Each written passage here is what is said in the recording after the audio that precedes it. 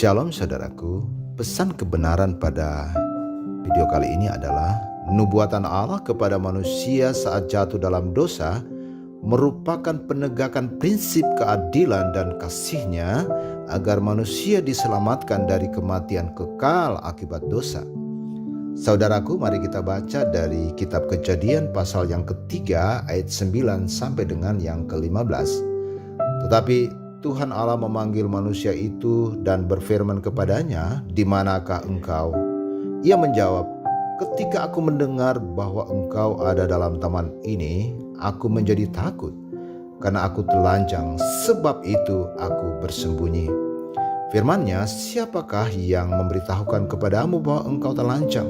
Apakah engkau makan dari buah pohon yang kularang engkau makan itu?" Manusia itu menjawab, "Perempuan yang kau tempatkan di sisiku, dialah yang memberi dari buah pohon itu kepadaku, maka ku makan."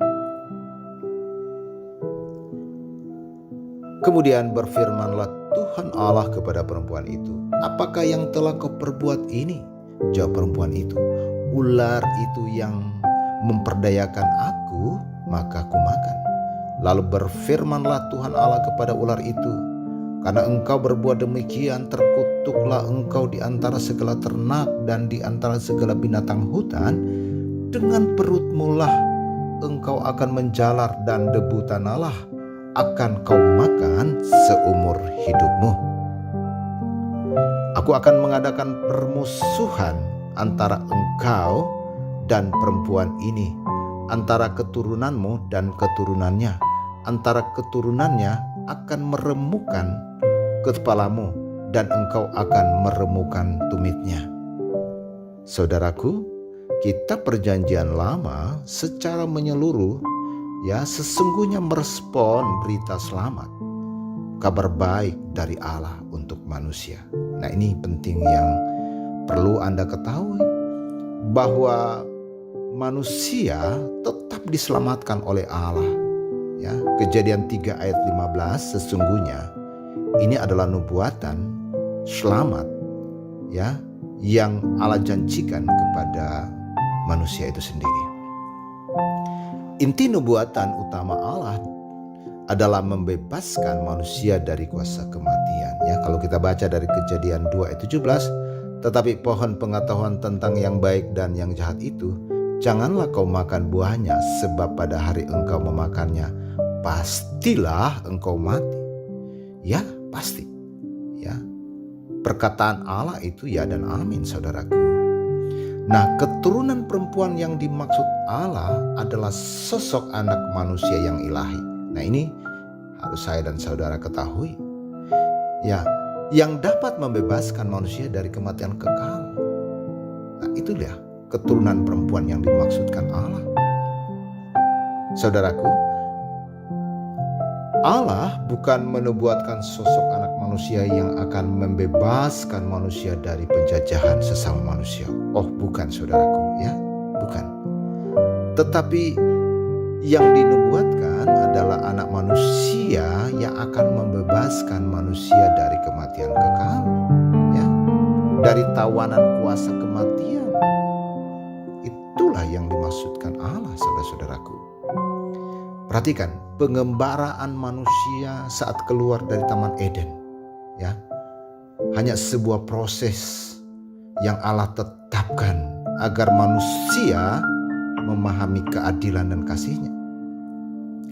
Agar memahami sosok anak manusia yang ilahi yang akan membebaskan manusia dari kematian. Nah, ini prinsip-prinsip kebenaran inilah yang harus saya dan saudara pahami.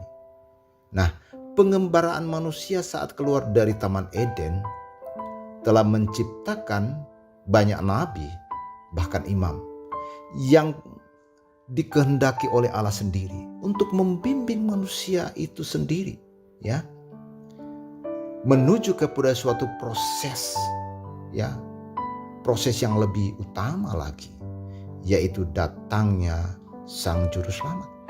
Nah, Siapakah sosok keturunan perempuan yang dimaksudkan oleh Allah? Kita baca dari nubuatan Daniel. Daniel 7 ayat 13 dan 14. Aku terus melihat dalam penglihatan malam itu, tampak datang dengan awan-awan dari langit seorang seperti anak manusia. Datanglah ia kepada yang lanjut usianya itu, dan ia dibawa ke hadapannya. Lalu diberikan kepadanya kekuasaan dan kemuliaan dan kekuasaan sebagai raja. Maka orang-orang dari segala bangsa, suku, bangsa, dan bahasa mengabdi kepadanya. Kekuasaannya ialah kekuasaan yang kekal, yang tidak akan lenyap, dan kerajaannya ialah kerajaan yang kekal. Nah, saudaraku, keturunan perempuan itu adalah anak manusia, ya, yang diberikan kekuasaan sebagai raja kepada kerajaan kekal. Nah, ini harus kita ketahui, saudaraku. Nah, dia bukan memimpin suatu kerajaan yang musnah dalam satu masa, dua masa. Bukan, saudaraku. Nah, kalau kerajaan yang musnah dalam satu masa, dua masa, itu bukanlah kerajaan kekal.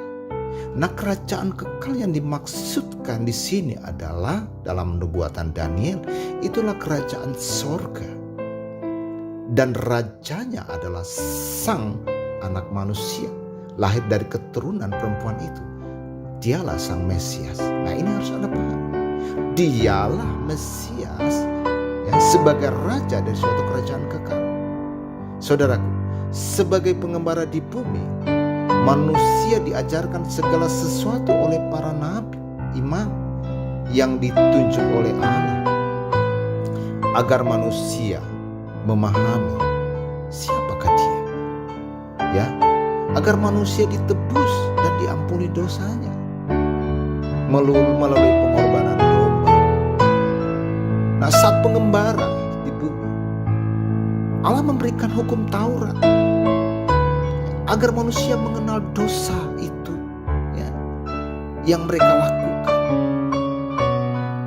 Hukum Taurat itu bukan tujuan akhir, saudara-saudaraku. Bukan. Itu adalah pedoman pada saat masa pengembara menuju tanah Kanaan, ya, yang dijanjikan Allah kepada Abraham. Tetapi tujuan akhir adalah anak manusia sang ilahi itu, Mesias, juru selamat itu. Nah, saudaraku, datangnya anak manusia sang juru selamat yang ilahi itu berarti selesailah, genaplah, sudah selesai pengembara manusia untuk mencari, menantikan kebenaran. Sudah selesai, saudaraku, sudah selesai. Ya, sebab sesungguhnya sang juru selamat, nubuatan Allah itu telah datang. Ya, sesungguhnya keturunan perempuan itu yang dimaksudkan Allah itu sudah datang.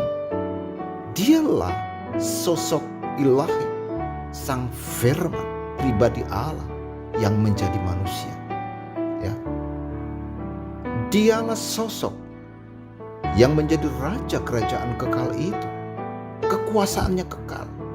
Ya, dia tidak dimaksudkan untuk mengalahkan sesama manusia. Oh, bukan, saudaraku, bukan. Yang seperti didambakan oleh orang-orang Israel, atau yang seperti didambakan oleh manusia-manusia lain atau agama lain. Bukan. Tetapi dia memimpin, ya, kerajaan kekal, yaitu kerajaan sorga.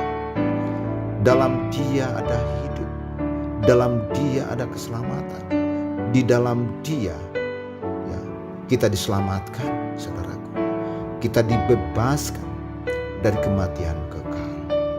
Nah, inilah yang menjadi poin penting untuk dipahami buat saya dan saudara. Saudaraku, demikianlah pesan kebenaran pada video kali ini. Tuhan Yesus memberkati. Amin.